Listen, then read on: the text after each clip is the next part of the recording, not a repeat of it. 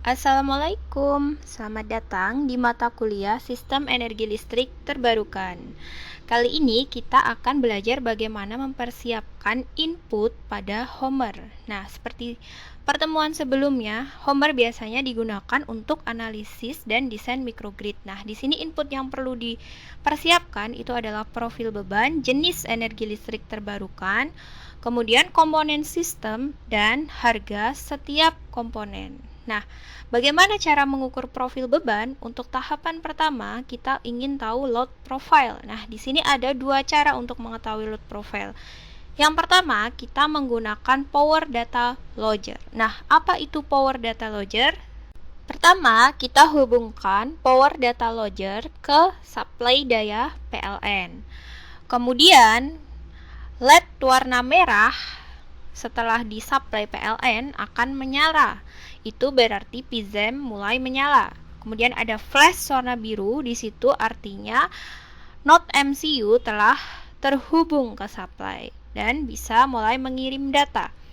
Contoh kasusnya di sini kita gunakan lampu 8 watt, kita masukkan ke tusuk kontaknya, ke stop kontak, kemudian datanya akan dikirimkan ke cloud. Nah, datanya di sini akan dikirimkan ke cloud. Kita menggunakan adafruit.io. Di sini ada tampilan dashboardnya berupa peta yang pertama.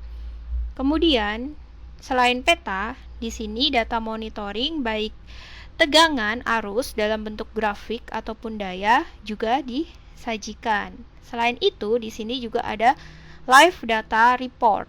Nah, dan juga ada indikator di sini apakah PZEM menyala atau GPS kita menyala. Setelah beban dihubungkan dengan power data logger dengan cara menancapkan tusuk kontaknya ke dalam stop kontak, kemudian si stackernya kita supply dengan catu daya PLN, di sini kalian akan dapatkan voltage, current, sama total power consumption-nya. Nah, cara yang kedua adalah dengan pencatatan konsumsi energinya secara langsung. Misalkan kalian punya sebuah beban listrik seperti Magic Jar, jumlahnya 1, dipakai 24 jam dengan daya untuk cooknya 250, kalau heating itu 50, maka totalnya berapa dihitung. Nah, selanjutnya masuk ke desain sistem energi listrik terbarukan. Di sini untuk PLTS case study-nya bisa off grid, bisa on grid, ataupun dengan konfigurasi hybrid. Nah, pertama kita bahas dulu untuk sistem yang off grid di sini. Nah, untuk sistem off grid, komponennya itu di sini untuk standalone PV untuk daerah Matan Timali, Desa Sulawesi Tengah. Nah, jadi mereka belum ada supply PLN, ada supply PLN tapi sangat terbatas. Jadi kita coba desain study case-nya. Pertama kita tentukan lokasi instalasi dulu, pakai helioscope dikombinasikan dengan Homer. Kemudian kita pilih spesifikasi komponennya. Di sini ada PV, ada baterai, converter, sama load-nya. Nah, inverternya untuk sistem off grid di sini berbeda nanti dengan sistem on grid ataupun hybrid. Nah, di sini komponennya ada beberapa yang berbeda dengan sistem konfigurasi yang berbeda. Nah, selanjutnya kita masuk ke kalkulasi panel surya yang dibutuhkan. Nah, di sini untuk mensuplai 100% daya loadnya kita butuh 11 PV. Tapi di Matan Timali itu sebenarnya sudah punya sumber energi lain dari PLN, itu adalah dari genset di sini. Jadi kita coba desain supply-nya hanya 6 PV atau setengahnya, off grid tapi hanya setengahnya. Jadi dipakai buat waktu siang hari aja untuk kebutuhan sehari-hari. Nah, di sini selanjutnya masuk ke perhitungan total listrik dari total listrik daya yang dibutuhkan selama 1 tahun.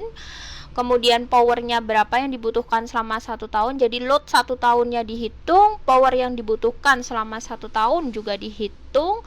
Kemudian kita hitung total powernya dengan selisihkan. Nah, di sini kita pakai tarif dasar listriknya masih yang lama, yaitu 1.600 per kWh, tapi untuk tahun 2020 sekarang sudah subsidi jadi 1.400. Nah, nanti kita dapat cost of energy. Nah, ini adalah produk akhir yang nantinya kita inputkan di dalam Homer. Nah, selanjutnya kita masuk ke tahap sistem yang kedua. Di sini desain sistem on grid. Nah, kalau on grid bedanya apa sama off grid? Nah, bedanya di sini sumber energinya bisa dari PV dan juga dari grid atau jaringan PLN. Nah, di sini kan kalau off grid dia tidak ada jaringan PLN. Kalau baterai dan konverter juga sama, cuman jenis inverternya untuk sistem on grid itu nanti berbeda dengan sistem off grid.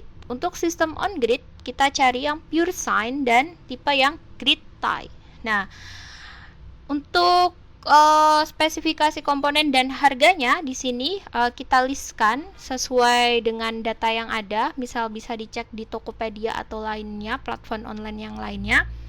Kemudian di sini untuk desain on grid ini kita mau desain 50% tersupply dengan PV, 50%-nya dengan PLN. Nah, ini hanya study case aja. Nah, untuk study case di sini kita hanya mau desain 50%. Nah, kemudian hitunglah total PV yang diperlukan berapa, kemudian jumlah inverternya berapa untuk nge-convert daya dari PV ke alternating current supaya bisa tersupply ke load. Nah, nanti kita hitung harganya, dapat cost of energy. Terakhir kita ke perancangan sistem hybrid PLTS. Nah, di sini bisa kita konfigurasikan lagi dengan 3 teknik. Di sini bisa pakai PL pembangkit listrik tenaga hybrid seri. Nah, ini langsung jadi ada PV connect ke baterai, kemudian generator ke baterai, langsung dikumpulkan ke baterai, baru di-convert ke inverter dan terhubung ke load. Nah, ini bedanya kalau pakai metode seri.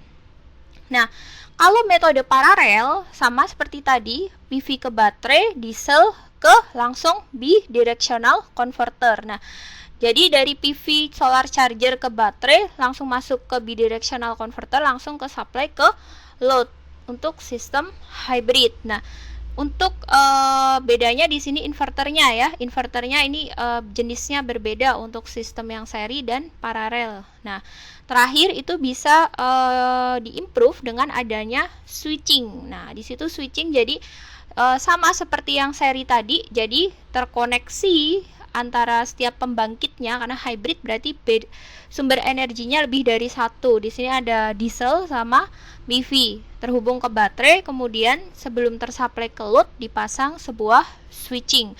Untuk perhitungannya langkah-langkahnya sama, hanya berbeda pada komponen setiap konfigurasi sistem.